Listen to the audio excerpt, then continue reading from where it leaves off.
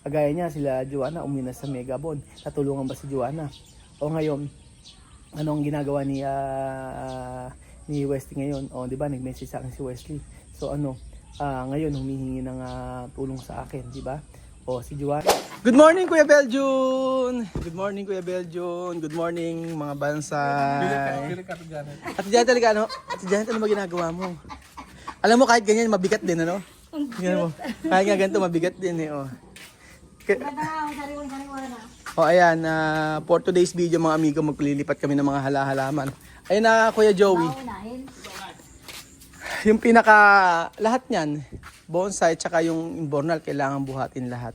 So ilagay mo na muna yung ibang mga bonsai dito. Unahin niyo. Ayan, pwede niyo dalhin yung bonsai. Sige. O buhatin niyo yung ibang mga bonsai, Joey. Lalagyan natin sa dulo. Kaya mo natin, Janet, parang hindi ka Ay! Bali, kumusta naman Ate Janet? Parang Ayos lang. Kanina may kausap kaya, sino yung kausap mo? Kakilala ko yung kapatid na. May tinatanong sa akin. Ikaw ba kayo ng kan? Ikaw yung bibloko ni Forman sa kanya? Oo nga eh. Joey Janet. Joey Janet. Jajo. Parang ganun. Ayan. Hindi man yata kasya yun. Doon yung muna ilagay parada sa may kay Wawe. Parada ilagay.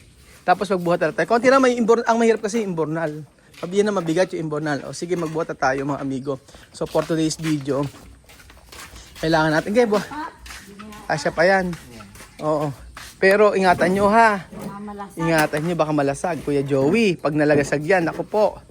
Yan ang sinasabi ko. Ayan, okay. O, tapos magbuhat kayo ng tigisa ngayon. O, di ba ang bilis lang? Yan ang sinasabi ko sa inyo. Ay, nasa nga yung maliit na yun? Naku, gagalit naman si Ate Janet. So, ngayong araw, ayan, kasama natin sila. Joey, tayo ay mag-aayos ng mga bonsai natin. The problem, mga amigo, ay may pumutok na yung tubig dito kay Wawe. So, tumagas. Ngayon, hahanapin pa namin kung saan yung part na yun. So, ito yung mga masisipag na nagsisipag-sipagan na hindi natin sure kung totoong nagsisipag-sipagan. So, welcome back to the Philippines, Marvin and Joe. And ano? Alala pa ba? Bebenta, di ba? Gusto niyo sumahod, di ba? Live selling. Ayan po. Kung kumusta pandadaganin nyo, di man lang kayo nagsamang magdaga. Makasarili talaga kayo. Linggo nga, hindi ba may obligasyon? Nako. Hapon na ingit ako eh. Gusto ko ginagawa ko ng bata, yung dadaga eh. Tapos natuklaw ka ng ahas. Alam mo na, maraming ahas ngayon. Oo nga, mga kapitbahay. Sa sobrang katangahan nila, siya napukpok nung kasama. Nataon-tawa nga ako habang dadaga kayo. Kakabababain yung tao, nagdadaga kayo. Huling-huli kayo. Alang-alam gawin, kundi humikon. Tawa-tawa nga ako. Nanonood ako ng live nyo. Nandadaga. Asan na, may nahuli ba kayo?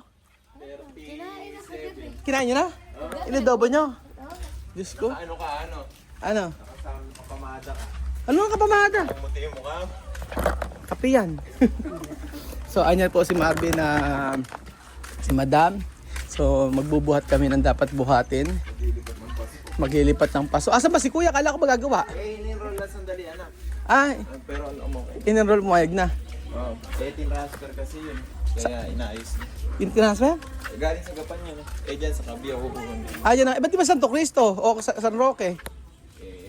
Mas malapit. Gusto yung panggagaos na mahal? Yan ang opisina. Puluti ko isa na ito ha. Gusto mo, bibigyan na lang kita. Gumawa ka ron sa harapan. Ayun. Yun nga, itanim mo sa lupa mo. Yun ang maganda. Ayan nga. Yun ang maganda itanim. Bongga. Pagpasok mo, magtaano ka ng mayroong chinelas nakalagay doon, madam. Ha? Bago, may chinelas nalagay doon, madam. Pangalan ng chinelas. Huwag kang maglalakad basta-basta. Maupo ka. Oh, magkape ka. Gusto mong kape? Gusto mong kape? Tsaka ano? Ayan. Pasok ka na. Sige. Mag-aircon ka dyan, ha? Ayan, mag-aircon ka dyan. So, ayan po. Talaga kayo sa kuryente. Bakit? Wala naman tao. Hay, amal ng kuryente namin. Gana. 10,000. Hindi ako makapaniwala. Walang tao. Saan? Sa may bahay namin doon. Ay, multo. Totoo nga, 10,000. Hindi ko ano. Asan ba? Eto na nga. Maupo ka lang dyan. kape. Tapos gagano. Ayaw mabuti. Magkape ka na no? May tinapay. Tsaka ayun, nagpanda nga ako sa yung... Ay, kumain kayo ng kanin, daga. Nagdaga sila kahapon mga amigo. Tapos pagkayari eh. Dapat pala tinakto si Kuya, teka pukpuk man lang. Oo, para ma-experience naman daga. Dito po kasi mga amigo sa Nueva Ecija, nagdadaga kami ng totoo. Tapos, yung dadaga, ibig sabihin, papatayin namin daga. Tapos, dagang bukid yun, tapos kakainin. Oo. So, inaadobo namin yung dagang bukid. Dati kumakain ako ng daga, pero ngayon hindi na po ako kumakain ng daga. So, eto po mga amigo. Patuloy po tayo sa pag-aayos ng ating mga halaman. At sabi ko nga, very busy ang lahat dahil sa pinaggagawa natin. So, what to do? I-enjoy na lang natin ang araw na walang init mga amigo. Ito yung gustong gusto kong araw mga amigo. At sabi ko nga po sa inyo, ano man ang mangyari, kailangan pawisan tayo. Effective sa akin yung tinuturo ko. May tinuturo ko akong papayat. Recommended ng doktor. Kasi hindi sabi ko, Dok, hindi ko na kayang pumayat. Sabi ko sa kanya ganun. Tapos meron siyang bibigay sa akin na tinuturok sa tiyan. So nakakawala ng gana. Pero feeling ko wala pa din. Matakaw pa rin ako. Oo, totoo. So ayan, ang paalam na sa mga bonsai natin na kung saan ay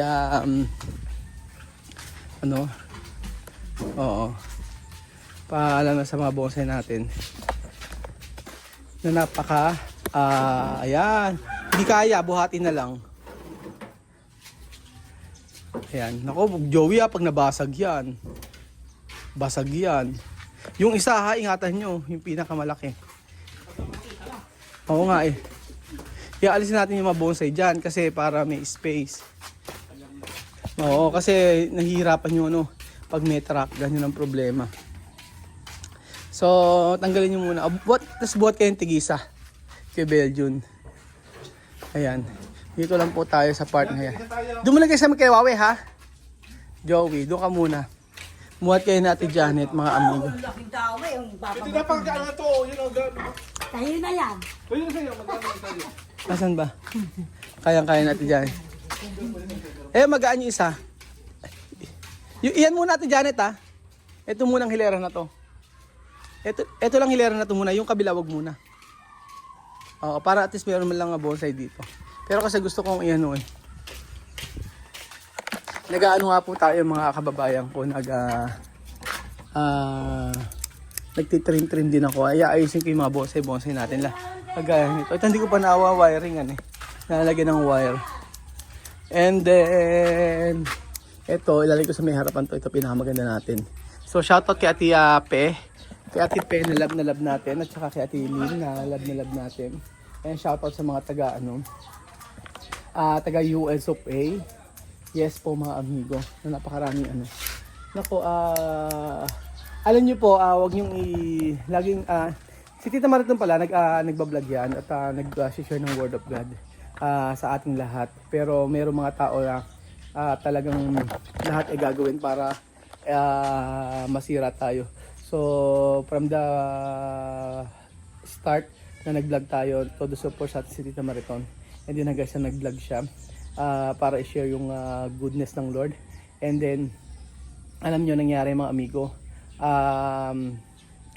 lagi siyang binabash siya, tapos ginagawa siya ng mga videos na kung ano-ano, na kesyo ganito siya. Walang perfect mga amigo, walang perfect na tao, ugali, lahat yan.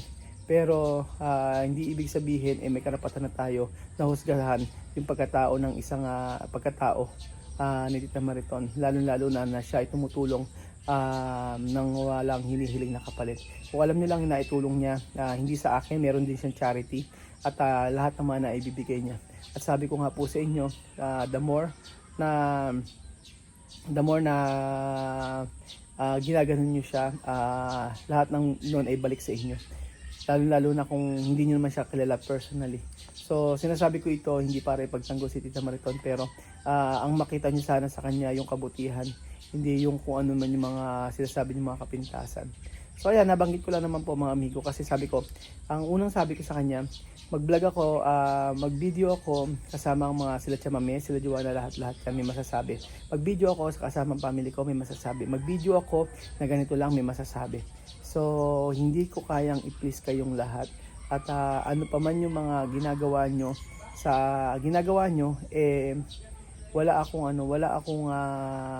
hindi ko control ang pag-iisip ninyo. As long as wala naman akong ginagawang masama, bahala na silang mag-isip ng masama, bahala na silang mag-isip sa akin. Lalo na yun yung mga nagyan ako ng videos ko at araw-araw topic ako ng 3 oras, 4 na oras. Bahala po sila. Basta para sa akin, diretso lang ang buhay. At hindi naman nila, kagaya niya, sila Joanna umina sa Megabon. Natulungan ba si Joanna? O ngayon, anong ginagawa ni Wesley ngayon? O di ba, nag-message sa akin si Wesley. So ngayon humihingi ng tulong sa akin, di ba? O si Joanna, nabigyan ba ng tulong siya? Yun. Yung hindi mag-message tapos ngayon humihingi ng tulong. So ano ibig sabihin nun mga amigo? Na natulungan ba nila? Natulungan ba ng mga basher? Natulungan ba ng mga nagnanakaw? Natulungan ba? Yun ang sinasabi ko. So sa lahat ng ito, ang talo ay mga taong ginawa nyo ng pinangakuan. So pinangakuan si Joanna na tutulungan, ngayon wala. Walang tulong at ngayon sa akin pa hinihingi ng tulong.